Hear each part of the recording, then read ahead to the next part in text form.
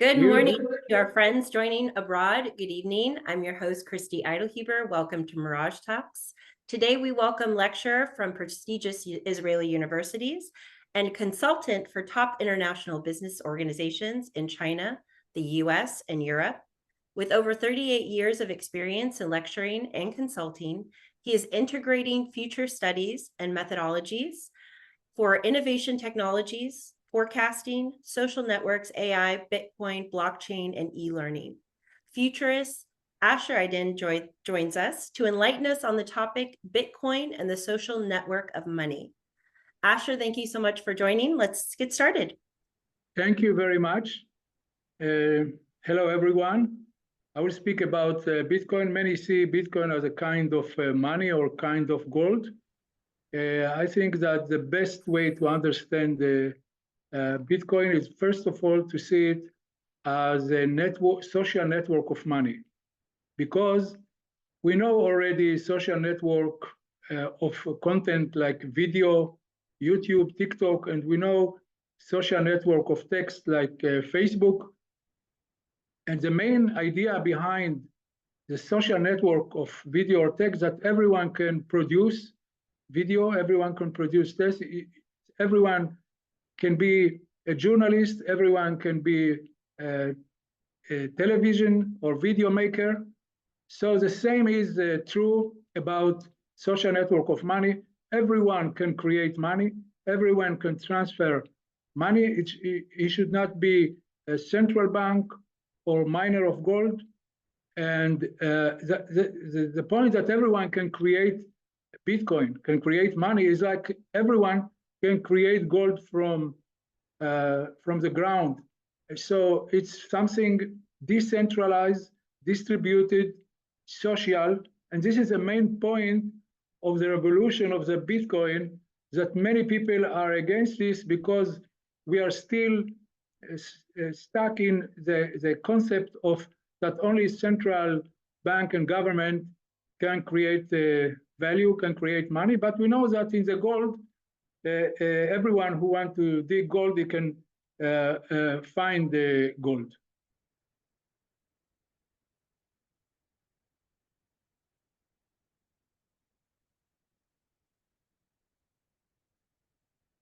I'm sorry, the slides are not moving. I will try to do something. I don't know what's happened.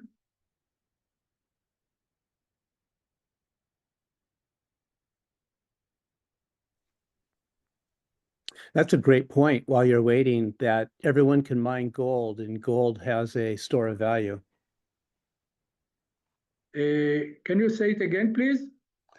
I was just saying, since you were, waiting on the slides, that your point that anyone can mine gold and that is a conventional view, that it's a store of value, and that Bitcoin in many respects is no different in that regard.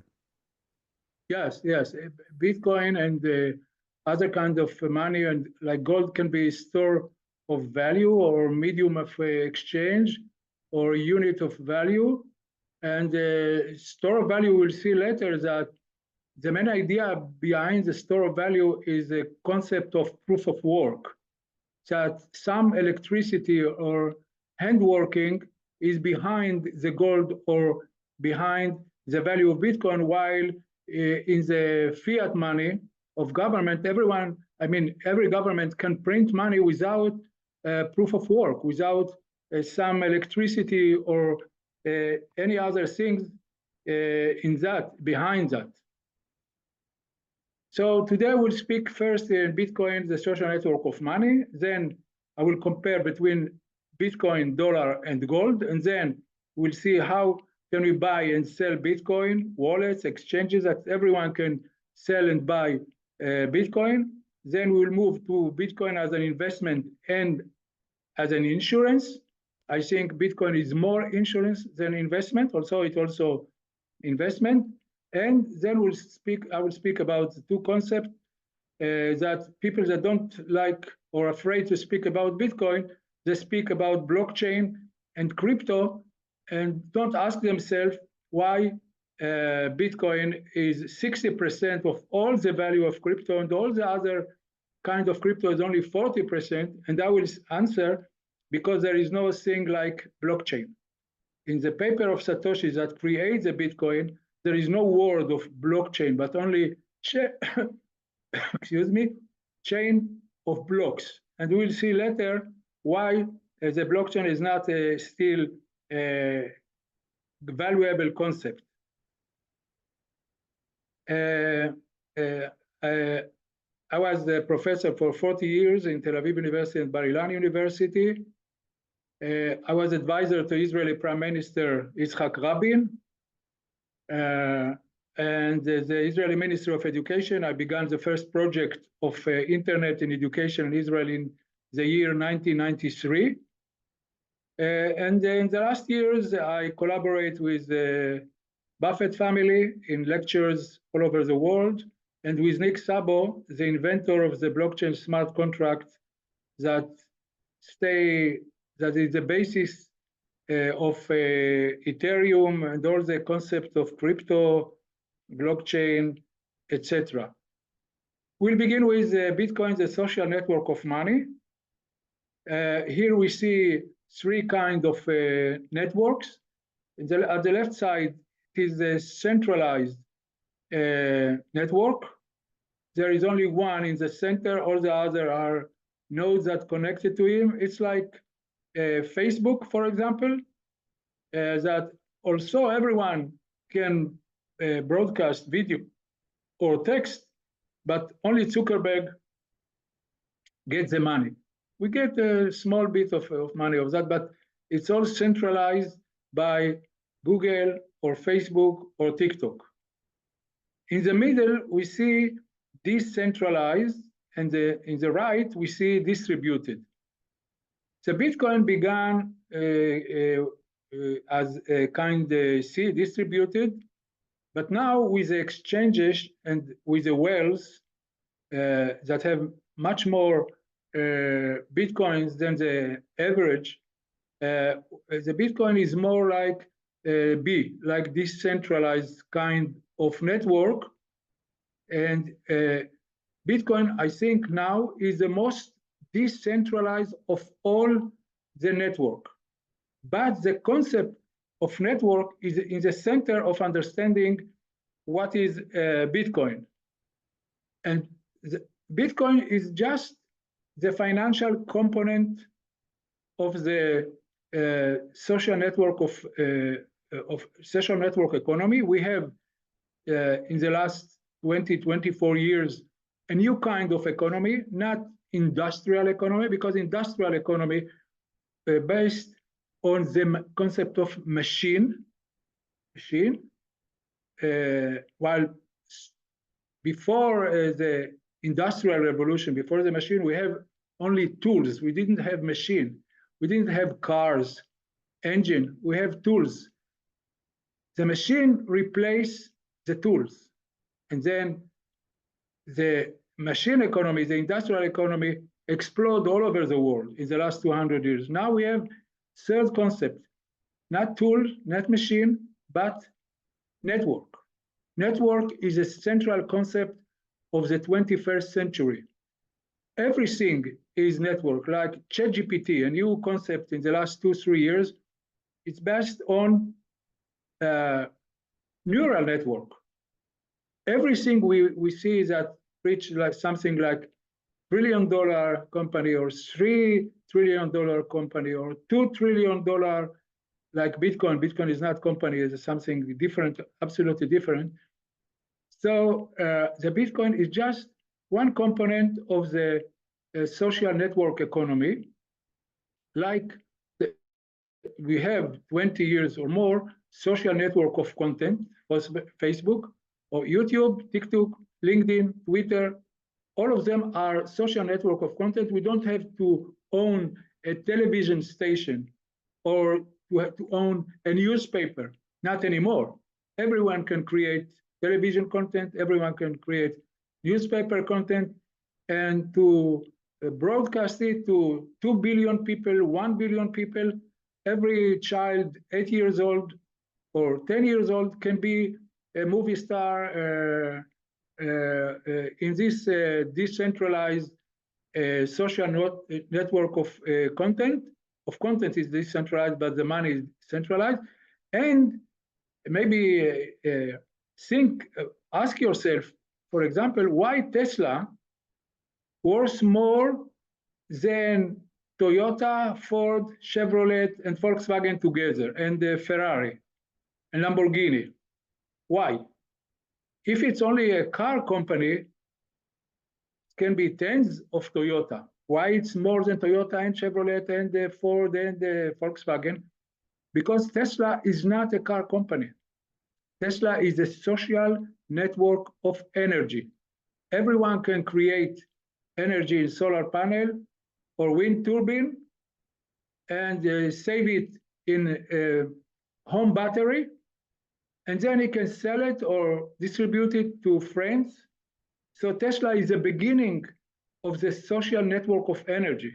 That's why it costs its value, market value is much more than all the other car companies. So now we have social network of content like Facebook, social network of energy, and now we have social network of money like Bitcoin or Ethereum.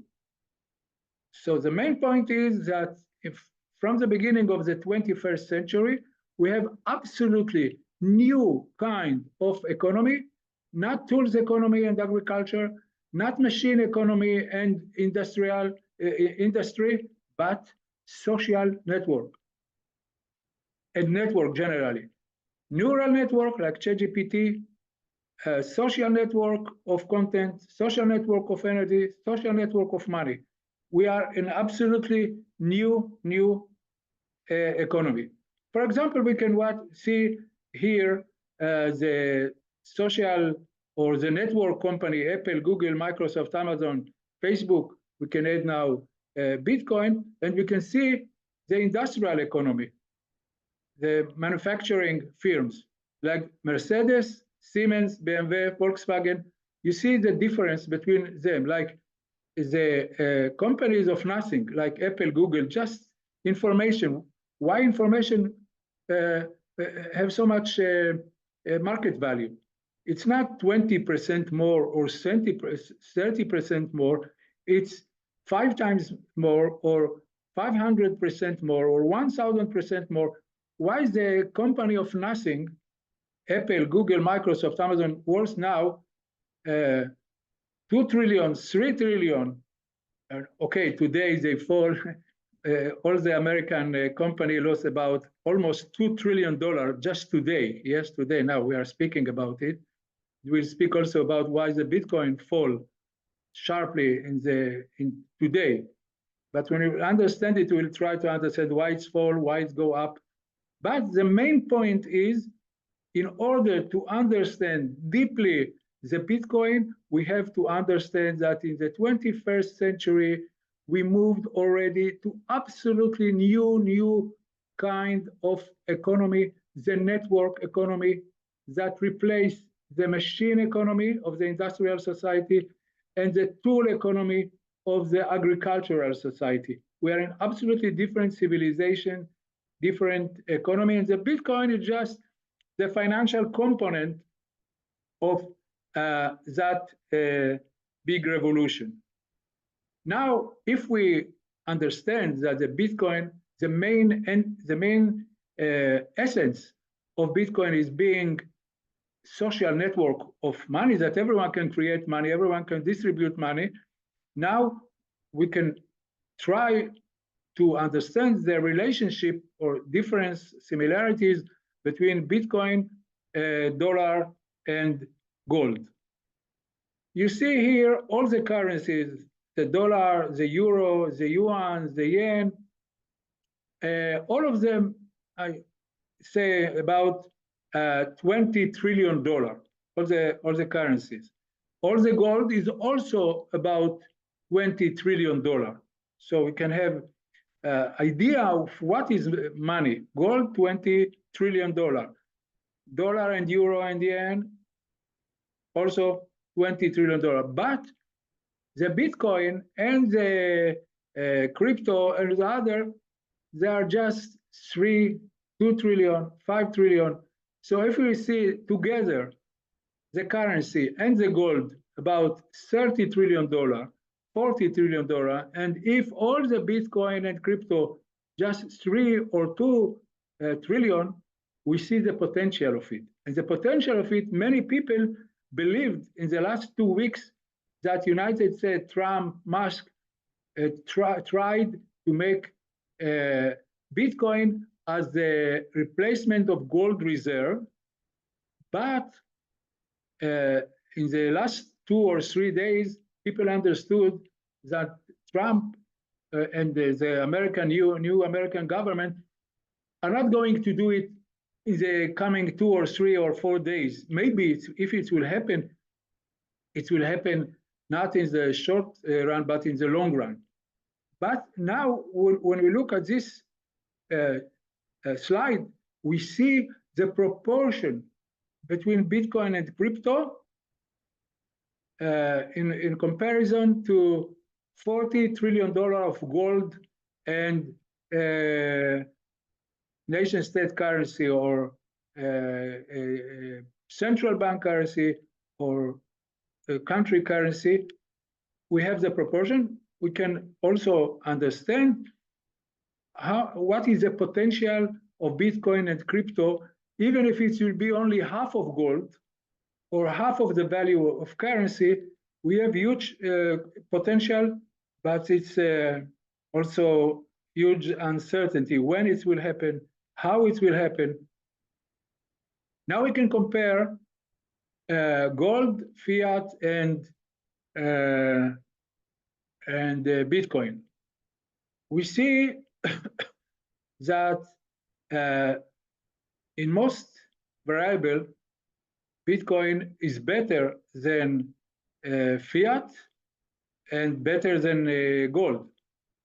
And the best way to understand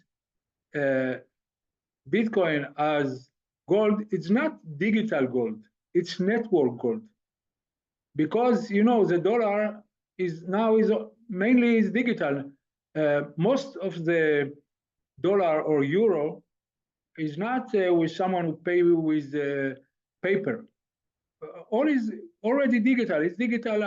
I made the digital salaries to the worker of Tel Aviv University in the year 1972. I made it digital already. So we are more than 50 years in the digital revolution. The main point of Bitcoin is not that it is digital money, but it is network money. As I told you, if we want to understand the present and the future, we have to understand that the revolution is network. It's not only digital, it's network. So we see in many variables, in these 10 variables, for example, gold is in portability, it's very dangerous and hard and heavy to remove gold from one place to other place. But the Bitcoin, all what you have to do is to make some clicks in your smartphone and to sell and buy it in exchange or to friends. So it's very, very portable. So you can, when you see all these variables, you see that in the right side of the table, Bitcoin is almost all is green, except that it's not sovereign, because everyone is his own bank. And Bitcoin, we say two important things: be your own bank, and second thing is don't trust, verify. Everything you have to verify, because you have not insurance on your Bitcoin wallet. You have, and this is a very big and central obstacle for Bitcoin to be used not by 300 million people today, to be used by 1 billion user in the coming years. It's mean we have to be 3 times more users, and we will see it later in the presentation. Now the point that Satoshi Nakamoto, the creator of the Bitcoin, he created in the year 2008. Why 2008? Because at that year we have the big financial crisis. The 2 banks and the insurance, AIG, and even Citibank was in very danger situation. And we can learn from history that when the Roman Empire, we see here the Roman Empire, the value of the currency of the Roman Empire, it fall in around 300, 400 years to 0 value, because they print a lot of currency, a lot of coins. They print them not from silver, but many times they put other materials, and they lost their value in 400 years. For the dollar, it didn't take so much, because I don't know if you know about Nixon shock in the year 1971, when Nixon arrived in the television and say to the American nation, the dollar will not be backed anymore by gold. The dollar were backed by gold from the year 1944. After the World War II, they went to Bretton Woods in the northeast of United States, northern Boston. And then the German and the France and the Britain and the United States decide to make the dollar the world reserve currency. But they say you have to, United States have to peg it, to back it with gold. During the Vietnam War, in the year 1971, Nixon say, no, we don't peg anymore the dollar with gold. And since that time, in the year 1971, 1 ounce of gold worth $30. Now it worth $3,000. It means that the dollar, in comparison to gold or real estate, but exactly to gold, it's fallen more than 90%.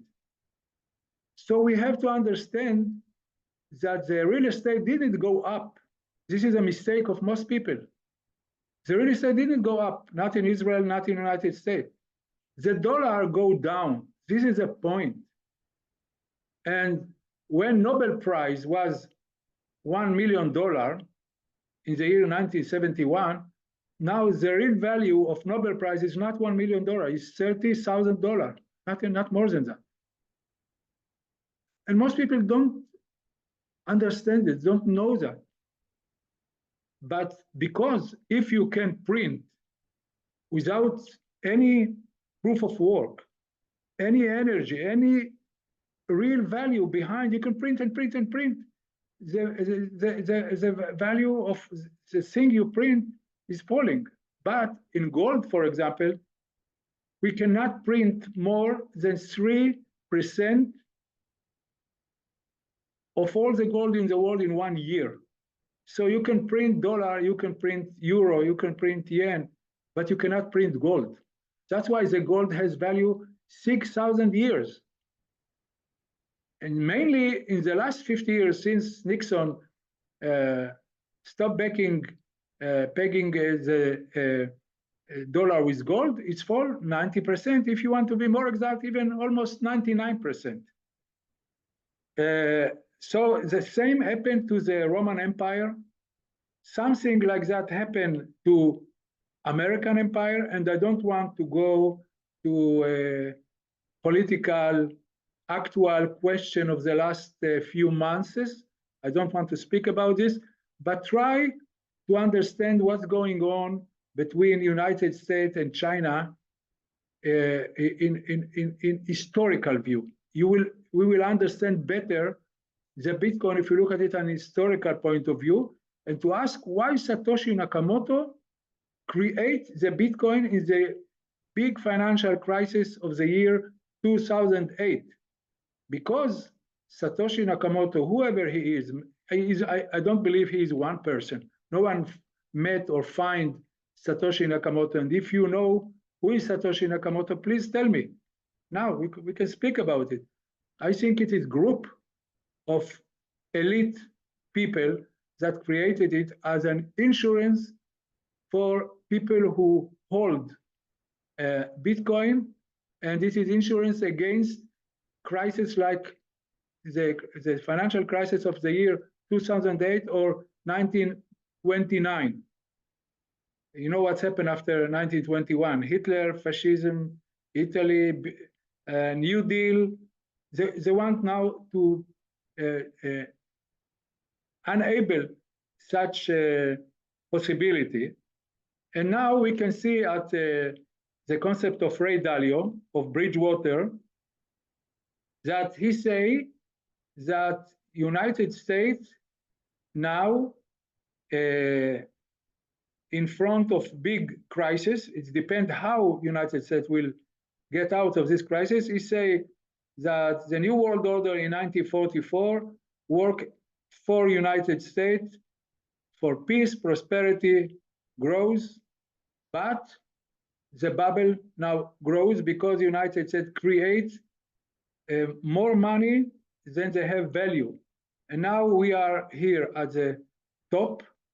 Now it depends if United States will keep growing or begin the fall. And Ray Dalio, not me, I am not. I cannot compare myself to Ray Dalio, of course, but he say that now we are at a tipping point at the possibility of something change very, very deep. So United States can fall like the Roman Empire or can create new way. And I think the only way, Ray Dalio thinks that the only way is the network economy. It can be artificial intelligence of neural network, of ChatGPT, of bots, of robots, of agent. This can create big efficiency to the American economy and the global economy. And the competition now about this, about the network, is between United States and China, like the competition around the machine revolution, industrial revolution, happened 200 years ago between Germany, France, United States, and England or Britain. Now we are in new competition, technological, economic competition around network, neural network, social network. This is the main power of the economy of the 21st century. I don't know if you bought or sold Bitcoin. I will show now the main principle how to buy and sell, because the best way to understand something is to practice it. Like you cannot learn by books how to drive a car. You have to drive a car. So now how we practice with Bitcoin. Everyone can go to the internet and buy and sell Bitcoin, or can go to a teller machine and sell and buy Bitcoin. But before you do it, you have to download software wallet app. Like it's up in App Store. You can download it. It's like Gmail or like WhatsApp or like Facebook or like TikTok, like everything. But in YouTube or Facebook, you can send and receive content, video or text. In the Bitcoin, it's called wallet. You can receive to this application, you can receive Bitcoin or send Bitcoin. So the first thing is to go to the App Store or to the App Store of Google and to download a software wallet. You have to be very careful because you have a username and password like email, like Facebook. Everything has username and password. Username is public. Like if my username of Gmail is Dr. Idan at gmail.com, I give it to everyone. If you want to send me a paper or pictures, I say I give him. It's a public address. But the password of your email, it has 8 or 10 characters. In the Bitcoin, it has 72 characters because it's money. So it's not password with 9 or 8 characters, but with 72 characters. So when you download the software wallet, the wallet company, for example, like Coinbase, you can download the wallet of Coinbase or of Binance or other wallets, or you can sell and buy to them as exchange. You have to be very careful to learn how to get your password, 72 characters of your password, that usually organized in 12 words. 12 words, 6 letters of every word, 72 characters. You have first of all to learn how to keep it. Never put it in your iPhone, never put it in the internet, never show it to everyone. Then when you download software wallet app, then you can begin to transfer Bitcoin with QR code or public key address. Public key is, like I told you, it's like my username in Gmail, dridan@gmail.com. I give it to everyone, but my password to the Gmail, I don't give it to anyone. And then you can, when you do it, you can send to someone who give you his public address, his address. You can send him Bitcoin, and the transaction, you send it not directly to him, because someone have to check if you have money, if you have Bitcoin to send him. And this someone is called miner, like miner of gold. The miner is also the banker, but it's not Citibank or JP Morgan. It's not central bank. It is decentralized bank. There are about 10,000 bankers of Bitcoin, 10,000 miners. And we learn how the miner work, how they dig Bitcoin like the miner dig gold. When you send for example, if I want to send, I see here, Joel. If I want to send Joel Bitcoin, I can send him to his public address, but it won't go directly to him. It will go to a miner that will check if I have enough Bitcoin to send to Joel, and he put it as a transaction in a block, in a big table. And when the block is full, he will go to kind of lottery that take 10 minutes. After 10 minutes, if he gets the right number in this lottery, he will approve the transaction, and then Yoel will get the Bitcoins that I sent him. Because when he approves the block of transactions, he puts them in the blockchain, chain of blocks. Every block have about few hundred transactions, but one block come after the one block, after the other block, after the other block. So it's impossible to blackmail the blockchain or to change it. We have experience of 16 years.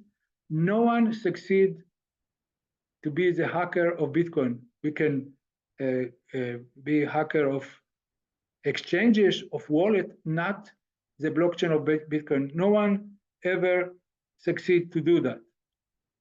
Here we see the blocks, block 1, block 2, block 3, 4, block N. So if we are in block 2, you see here many transactions. My transactions that I sent to Joel, the other ones sent to other. When we have, when the miner have enough transaction, he puts them in block 2, but other miner, other bankers have put in their block, but only one miner, one banker, one Bitcoin banker, one Bitcoin miner, only one go to the lottery and succeed to find the number. That's why you have to use a lot of energy in his computers, in his servers, in his farm, in order to find this number. So he invests a lot of electricity in that block. So like the gold is pegged, is backed by the work of the miner that dig the ground to find gold. The miners dig the cyberspace, billion of numbers in order to find the number with electricity, with computer. That's why the Bitcoin worth almost $2 trillion. And it goes up 16 years. But as I told you, the dollar go down for at least 90% in the last 50 years because it doesn't have energy behind it. Everyone can print, not every government can print how much they want. This is the main point of the Bitcoin difference. The Bitcoin difference in comparison to dollar, but Bitcoin is much more like gold, and gold exists 6,000 years already till now. This was going on with the block, with energy. It's kind of saving energy, or Bitcoin is also a kind of battery of energy. So that when you want, you can sell little of your energy that is in your wallet and get dollar for this. But no central government can change it. No central entity can change it. It's like gold. It's very hard for a centralized entity to manipulate gold because no one can dig. It's impossible. Many years, all the technology didn't succeed to find more than 4% of all the gold in the world in 1 year. It's impossible to print gold. Here you can see all the details of how it goes graphically. You made in the left, in number 1, you make a transaction. You want to say, I want to send the Bitcoin to B. The miner put it in a block. He put it in the network. That's why it's social network of money. And if other people, as they call nodes, they are kind of parliament of the Bitcoin. If they say something fishy going there, they don't approve it. But after it's approved, they put it in the block, number 5. And when it's approved in the block, then the one who I send him the money, I send to Joel, Joel gets the money. It's about after 10 minutes, 8 minutes, 20 minutes, it's take that time, and no one can manipulate this process. The concept of proof of work and consensus is very important because anthropologists and archaeologists discover that before gold, there were other concepts of scarcity, of proof of work, of consensus. The tribal people that don't have written text, they hide their gold, like the Indians, in caves. And they took big stones that only the majority of the tribe can move it. So it's kind of consensus. If the majority of tribe can move the stone from the door of the cave, the tribe can take the gold from the cave. But if one or two or three people want to do it, they cannot do it.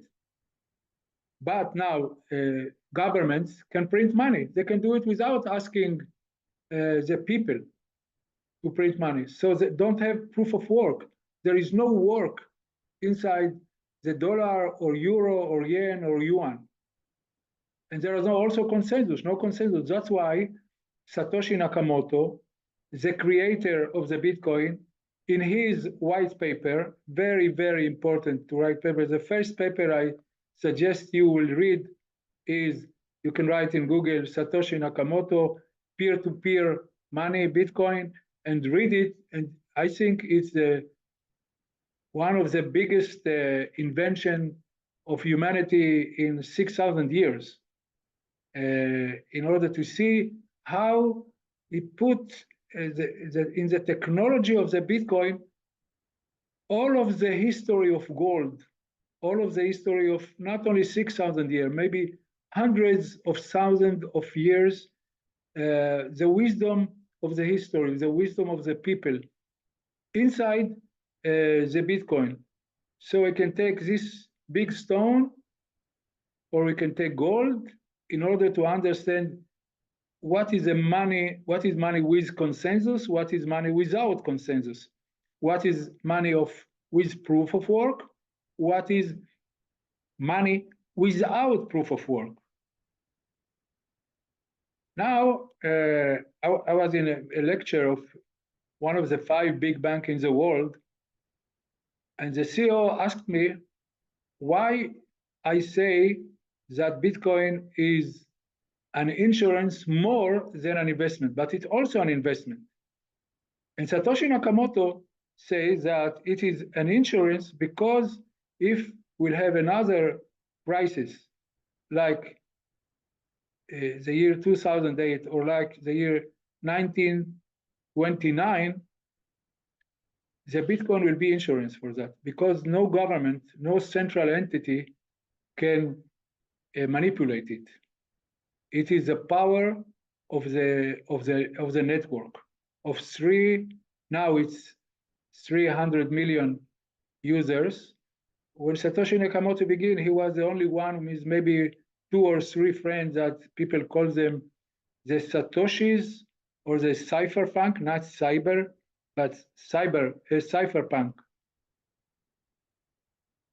Now we'll talk about it as investment, not as insurance, but as investment.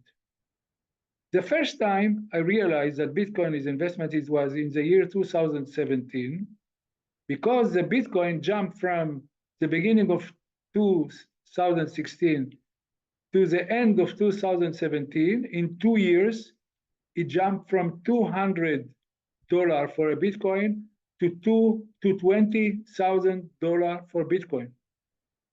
And the year 2017 was a crazy year all over the world. No one believes that this entity, this nothing, this stupid thing, Bitcoin, will jump from $200 to $20,000. And in Israel, there are many investors, like people who have gold, who have diamonds, real estate investor, come to ask what is come to my lecture to ask what is this Bitcoin, what is this crazy thing that jump from $200 to $20,000. And I didn't know the answer. So I put the data, very simple data in Excel, the prices, and I discover very, very strange cycles. I see cycle one from 2009, the beginning, to 2013, and the fall in 2014, fall in 2015, and then in 2016 it's returned to the beginning of the last cycle, and then it jumped. And in 2017, and then I predict from the Excel. It's not something very smart to understand, but the Excel say in the year 2017 that will have again the same cycles. That in the next year, 2018, after that, 2019, 2020, and then 2021 will be a jump. And I didn't understand why these cycles. Really, it's just from the Excel. It's appear to my. It really was surprised that there is cycles, very, very exact cycles in the Bitcoin. And then in 2018, I met Nick Szabo, the inventor of the smart contract. He told me, it's very simple. You don't know, this is called the halving of the Bitcoin. That the miners, the banker of the Bitcoin, their salary is cut by half every 4 years. And we'll continue to understand why they cut the salary of the miner in half for every 4 years. But this I discovered in the year 2017 that there is cycles in the Bitcoin. It was very primitive. I didn't understand it, but I see that something. And the question was, isn't the coming 4 years, 2021 or 2025, like now, if this returns, this cycle will return? And also I put in Excel, I see that there is some proportion, some function between the number of users and the price of the Bitcoin. And we'll go back to this relationship between the number of users and the price of the Bitcoin. Then in stage 2 came an analyst, quantum, called Plan B, and he explained that the halving, because every 4 years the number of the Bitcoins that created fall by half, it creates scarcity. The number of users grows, but the supply fall in half, is cut by half. So it's very simple. It's very simple to say that the scarcity grow because the supply shrink. You see, every 4 years, we have a jump in the scarcity of the Bitcoin. But the main point, and Plan B blocked me from Twitter because I asked him as a friend, I asked him, okay, this is the supply story, but where is the demand? Okay, the supply shrink by half, cut by half, but if the demand will be cut by more than half, so the price will not go up. Instead of answering me, he blocked me from Twitter, but I didn't have the answer, I just had the question, and I really didn't understood it till the year 2024, I mean, a year ago. But Plan B attracted many, many Bitcoin users, and many believe to him that in the year 2021, Bitcoin will be the price of $200,000 or even $400,000 in the year 2021. And he kept to explain that, and he was right, that the Bitcoin is more scarce than copper, than silver, and he say that it will pass even the gold. because it's more scarce than gold.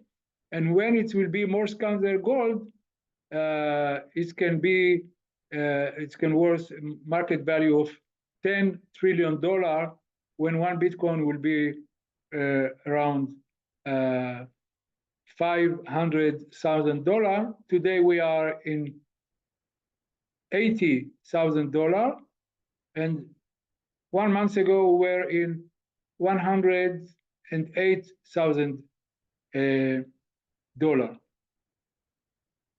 But he didn't see the point of demand, he see only supply. But after that, other people see that the Bitcoin volatility is going down in the all-time low and also in all-time high.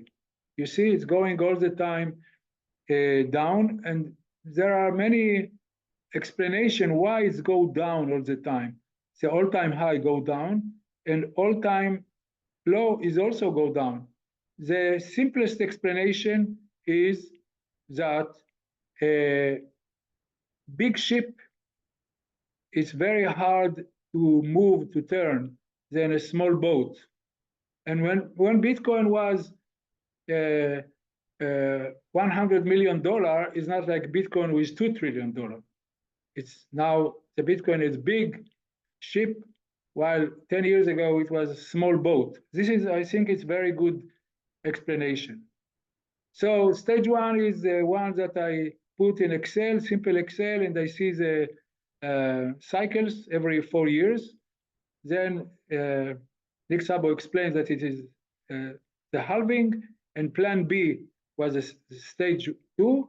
He finds the scarcity, but he didn't answer the question of demand, only supply. Then come stage 3, not plan B, he called himself plan G.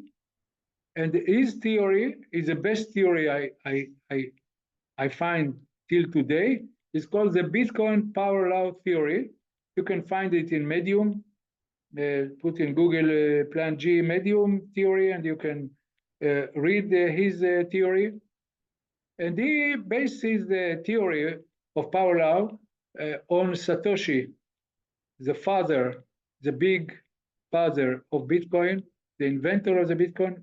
Satoshi say Bitcoin has a behavior of positive feedback loop. This is something phenomenal of every network. As the number of users increase, the value of Bitcoin increase, and the increased value attract even more users who want to profit from the increasing value. So there is a feedback loop, and he gave a simple mathematical theory that can explain this feedback loop. This is the graph of plan G. You see that the all-time high is being less and less strong. 2017 was strong, then 2021. Now we are 2025. The graph go up all the time, but the question is how much up? If it's like in the years 2016, 2017, 2 years, it's go 10,000% from 200 to 20,000, or from the year 2017 to 4 years later, 2021, it didn't go 10,000%, but only 1,500%. It's very good for stock exchange or for any something with value to jump 1,500%. But the question now of many people, of 300 million people, is how much it will jump in the year 2025, because it jumped from the last all-time high only 50, 60% in comparison to 2,000%, to 1,500%. So the big question is what will happen in the end of 2025. But one important thing that I realized is that in the Bitcoin, there is the internal, intrinsic mover of the Bitcoin and the extrinsic mover. And the metaphor is ships and whale create high waves, but do not affect the overall sea level. The overall sea level is a green line. The wave of the whales, it can be Trump. There is a lot of FOMO, fear of missing out, in the last 4 days, in the weekend, because people say, okay, Trump wants to replace the gold of United States with Bitcoin. So it jumped from, since the time Trump becomes the president, jumped from $70,000 to $108,000. It jumped more than 50%. But I think when I look at the history of the Bitcoin the last 16 years, we have to make a big difference between the fundamentals. It is the rules of the Bitcoin that will show them soon, and the wave. The wave go up and down, and everyone can utilize the wave, but you cannot predict them. What we can predict is the fundamental things, to predict and be very careful. And this power law, you see, Plan G says that it's going for everything, for biology, from history of economy. We all the time go with power law. And what is power laws? Here you see, there are two technological fundamental laws that govern the behavior of the Bitcoin. The first one is Moore law, that say that the number of transistors in the processor double every 2 years. Okay, so if it's something that double every 2 years, it's power law, and it's in 2 years it double, but in 4 years it's 8 times more. This is the first law, that the miner who mine Bitcoin with computers every 4 years have 8 times more power. So it should be 8 times more profitability. So this is a danger that the miner will be kind of government. They can centralize the Bitcoin and throw us, the simple people, the 300 million users, throw us, and they will govern the Bitcoin. That's why we have the halving. Satoshi creates the halving in order to balance the power of the people with the power of the miner, that there will never be a centralized entity that will govern the Bitcoin and take it for itself. So we have the rule of halving, and we have the physical law of Moore, that the transistor double its power the processor double its power every 2 years. And we have the very fundamental law of network. And as I told you before, we are not in agricultural economy. We are not in industrial economy anymore. We are in network economy. This is defined every step, every point in our economy of the 21st century. And medical flows say that the financial value or influence of a network is proportional to the square of the number of connected users in the system. So if we have 10 people, we have 10 horsepower. But if we have 1,000 people, we have not 100 times double it, not from 10 to 1,000, not 100 times, but 100 times square of 100 times. It's 10,000 times more. So the network jump exponentially according to the power law. So now Plan G in the year 2024 gives a component, as I told you, Plan B, the beginning, he say that the scarcity jump because of the halving. It means the demand, the supply cut in half, and the scarcity jump. But scarcity cannot jump if there will no demand for this, if the demand don't jump. So come medical flow with plan G and say the demand jump proportional to the square of the number of users.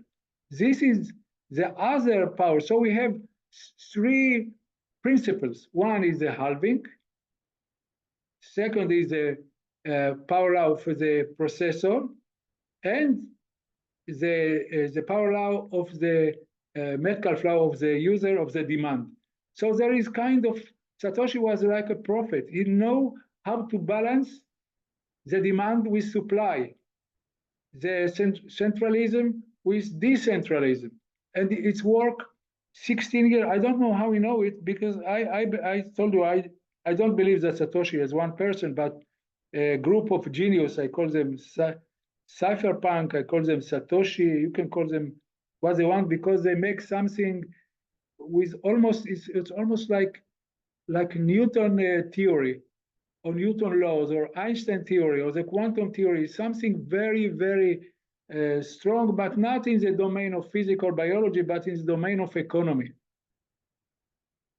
So if we summarize the stages from plan B to plan C, so we can say that scarcity of supply, plan B discovered it, halving plus difficulty adjustment. Difficulty adjustment is, I don't go inside this, but it's kind of halving that happen every few weeks when the mining become difficult, but I don't go into this. But the main is halving, and this happen every 4 years, and this is kind of a thermostat that balance the forces that around Bitcoin.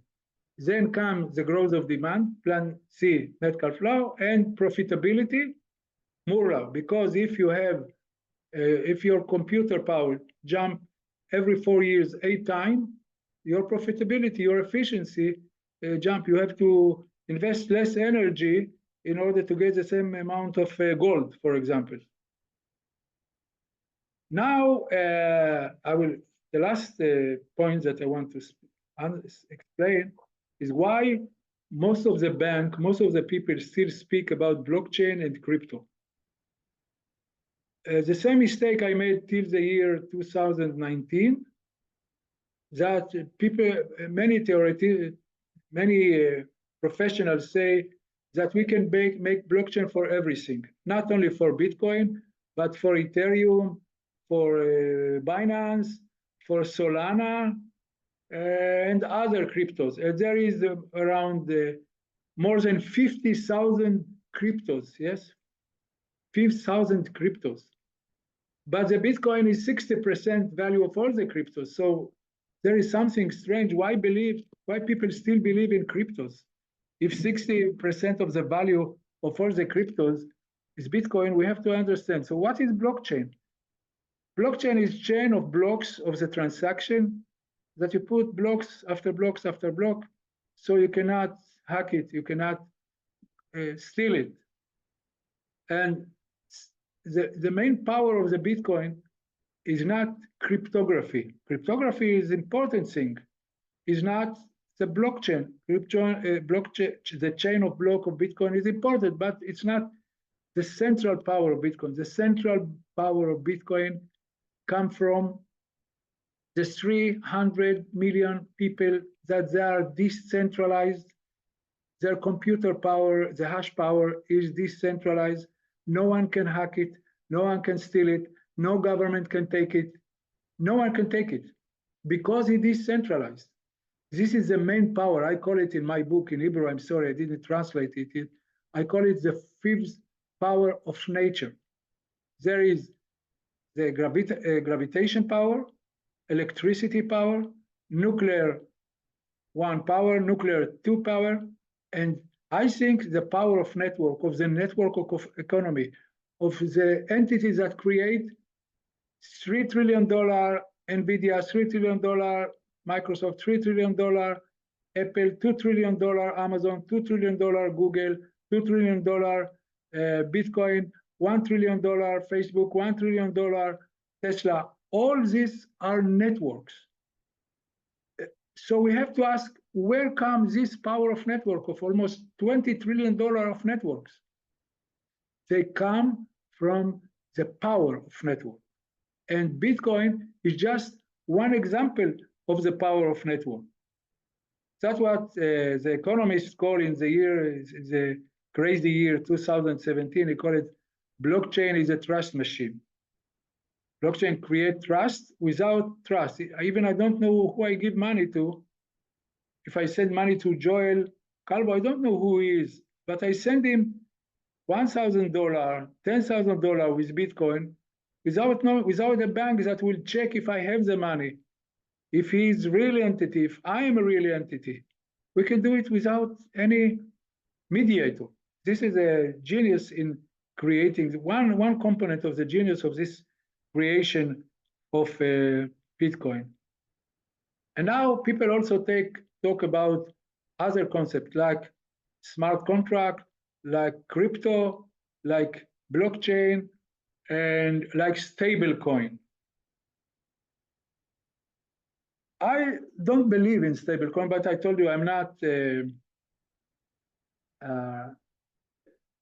expert of money, of investment. I don't understand almost nothing about money or about investment.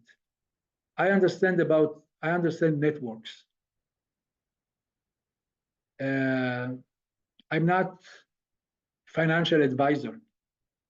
And I think that this coin and all this ecosystem, stable coin, you see in the picture, it seems like stable,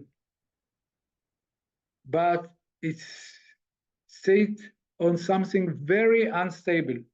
That the first financial crisis, like 2008 or 1929, if we peg our Bitcoin on dollar or euro or yen or yuan, we have very, very big danger. That's why I don't believe in stablecoin. Okay, in the short run, it's okay. But stablecoin will not work in the long run. That's why it's like, the birds that sit on a hippopotamus, and the bird think, oh, I'm sitting on a stable ground. But the hippopotamus will move no ground. The same is if we will base our Bitcoin on dollar, yuan, euro, or any other centralized entity. This was Adam Beck, who is written in the bibliography of Satoshi Nakamoto, who wrote to Nick Szabo, the inventor of the Bitcoin. He wrote that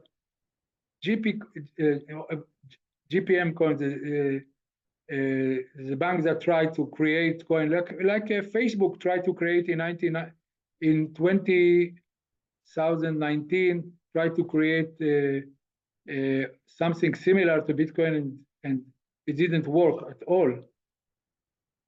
The petro lack of predominant source of value that distinguish cryptocurrency from bank money, trust minimize, and it's this is the thing that petro, when Nixon stopped backing the dollar with gold, what's Russia and Saudi Arabia are the petrol powers, they move, instead of gold dollar, they move it to petrodollar. They back it with petrol. So the stable coin, I think, is not stable in the long run. Also, it's stable in the 1 or 2 years. And I will finish my lecture, and I will be happy to answer your questions. You can see here the history of money, from cows to shell to coins, about 2,500 years ago, to paper. It came from China. Paper is, printing is machine economy, as I say before, to plastic, to digital, 1995, but I did it in 1972, 50 years ago, to the end now, the last stage of money is network money, of the network of economy, of content, of energy, and other things, but the blockchain work only on financial entities. The blockchain still, no one succeed, but maybe one day from now or 10 years from now will succeed to make everything a blockchain. So I see blockchain and Bitcoin, two separate entities. Don't mix them. It's a mistake to mix them. And thank you very much. Thank you, Asher. Highly appreciated. That was a lot of information that's very impactful. Thank you very much. So now we will open up for Q&A. If you would like to ask Asher directly, please. Yeah, I have a question. Hi, Elad. Yeah, hey, Asher. So you might have touched it, but I want to try. Maybe I didn't understand it correctly. So obviously, with the recent changes in the prices over the past week, which is pretty, I would say, unexpected, right? Because we know April, I think, is the next halving event, right? We've seen the new government approach toward crypto and Trump announcement. You would think that prices should only go up. Instead, there is a bloodbath right now. And I'm just wondering, what's your take on that? I mean, I have my own theory, but I'm not sure if it's true. No, tell me your theory, and then I will tell you my Okay. theory. All right. My theory is that it's being manipulated by the big whales in order to collect to buy Bitcoin in, let's say, Bitcoin, Ethereum, and all the rest. XRP is one of them that I like also, but they are manipulating the market in such a way that I don't know how the stupid people selling, selling to them in order to be prepared for the next phase. So they want to buy in a lower price, and they manipulating the market with whatever tools they have, media and or even financial manipulation. Yes, exactly. This is the pump and dump. You see in the presentation here, the waves that I explained before, pump and dump. And who can make pump? Pump whales, banks, government can make pump. So I don't believe in pump and dump. Okay, if you need the Bitcoin or any other stock, okay, you can sell it when it go very, very high, but you cannot trust it. You cannot plan on it. The only thing we can plan about Bitcoin is the three rules. The halving, okay, every year, 1 year after the halving, and I will explain a little more, we can plan that it will go up. How much it go up? 10,000%, 1,500, or only 100%. We don't know, but it's go up every year. This is not pump and dump. But what's happened in the last week, before the weekend, the conference of Trump and other about pegging the dollar with Bitcoin and selling gold and buy Bitcoin, all I call them pump and dump. Maybe the Trump government is very smart. They throw a lot of Bitcoin that they have from the last year, last many years. So they throw to the market. It's fall in order for the American government to buy Bitcoin for 70,000, 80,000, and then it can happen that in 2 months they will buy much, much, much more, and then they will peg it with Bitcoin. We don't know, but I say that if someone want to think about the long run, about at least 4 years, not 4 days, not 4 weeks, like what's happened the last weekend. You have to go according to the green line. This is what I call the sea level. Waves can be high, and this, I think, what's happened, like a stock exchange or someone very rich or a bank can make pump and dump. Government can make intentionally or unintentionally pump and dump. But I told you, that I don't believe in crypto. I don't believe in XRP. I don't believe in crypto. I believe in Bitcoin. Bitcoin has 60% of all the market. Okay, it's not only 60%. It has physical law. It's work according to the law of physics.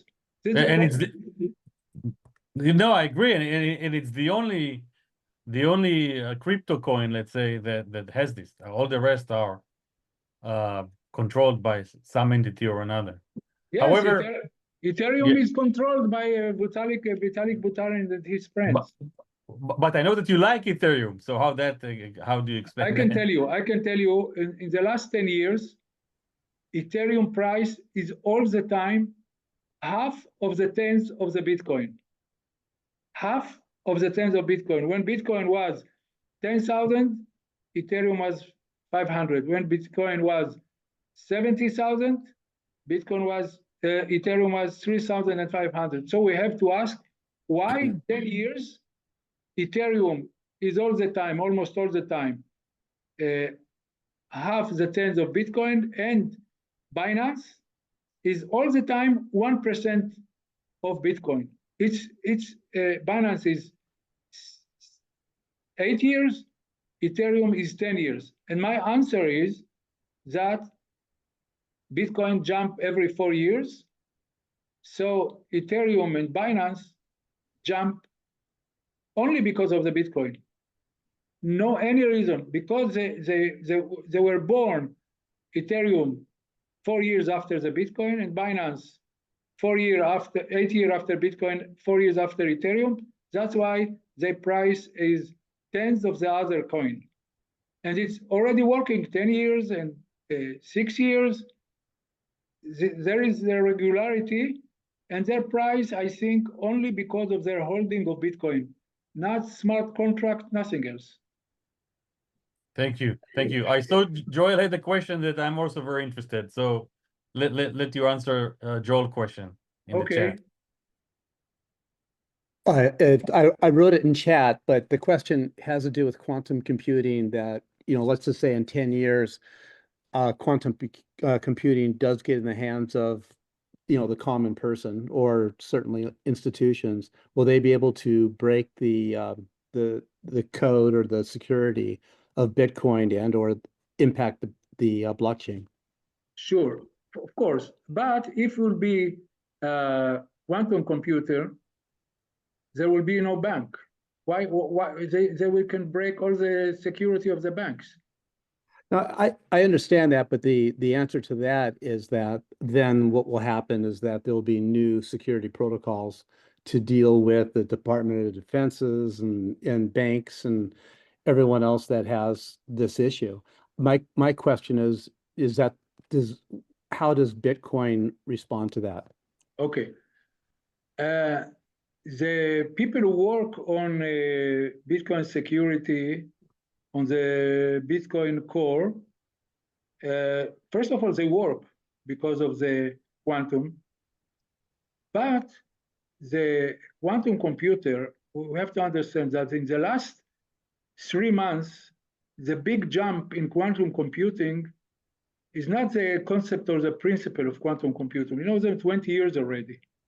The big jump was that they succeed, Amazon and Google and Microsoft, they succeed to put it in a chip, okay? This is it. Now, if you can put them in a chip, so it's like everyone can have quantum computer and destroy my wallet of Ethereum or Bitcoin or Binance. But as I say before, tell me why not to break the crypto of the security of banks? What's the difference? Because I am private person with wallet, I am less strong than a bank? This I don't understand, because they can change the protocol. Well, the logic there is then that I should be buying gold because, gold provides me all the weight of a gold bar, but at least it can't be hacked. It can only be stolen from me with a gun at gunpoint. Yeah. Yes. If the logic that you're using doesn't give me any comfort, candidly. Yes. And I Yes. own Bitcoin, by the way. It seems to me that there needs to be an answer to that question that would suggest that when quantum computing becomes real and call it 10, 15, 20 years, that there is some kind of an answer to the question of its security. I think that in 5 years, the quantum computer can break the Bitcoin security, but the people who work on it can say that if you can break something, you can also create something much stronger. They work on it. They work on quantum, crypto quantum, quantum crypto. You understand? It's like it's kind of competition between these two sides. Okay. Okay. I mean, I guess what you're saying is that there'll be updates to the security protocols for Bitcoin. Yeah. And I know Ethereum also has updates to their I don't know if necessarily security, but to the software of what's behind it. So so what you're saying is then that there will be, in your opinion, security updates? Yes, they are working now. I mean, they are working at least since 2021, when Google and IBM create their quantum computer, not in a chip, but a big quantum computer. Right. But when I look at history, you know, von Neumann built a computer, a big room that it was. We in the year 1972, when I was programming with Fortran, with IBM mainframe central computer, I go inside the room of the computer. Now the computer go inside my watch, and soon into my brain, like Elon Musk did. So it's a competition between the two sides, between the hacker and the one who secure it, and we don't know who will succeed. But I know that since 2021, they are working on the Bitcoin protocol in order to make it secure, even against quantum computer, because the power of the quantum can be for the two sides. It's a question who will win. Sure, that gold is more secure, but what will happen if all the people will say, you know, gold is only part of it is in financial use case. Most of the gold is not for financial security or other thing. You see here the gold. You see, central bank have a quarter of the gold. Jewelry more than quarter. Bars and coin in Fort Knox. So gold, I think, is useless. You cannot eat it. You cannot build houses with it. You cannot wear it like clothes. So all the jewelry is a fiction. It's like kind of fiction that we believe in it 6,000 years. The financial use of the gold is only half of it. If it will disappear, the gold will fall from 100,000, 1 kilo of Bitcoin of gold. It's maybe not accident that now 1 Bitcoin is around $100,000. The same is with 1 kilo of Bitcoin. I don't know why it is like this. But the value of gold can disappear because it has no use value, nothing. And Trump and Musk say they are going to Fort Knox. Maybe there is no gold there. How can I know that there is gold in Fort Knox? You can tell me.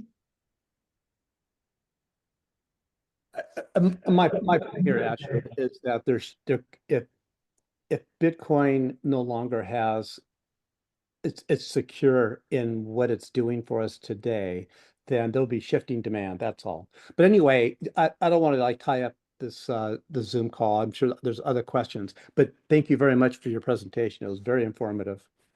Thank you. Thank you very much. Do we have any final questions before we close?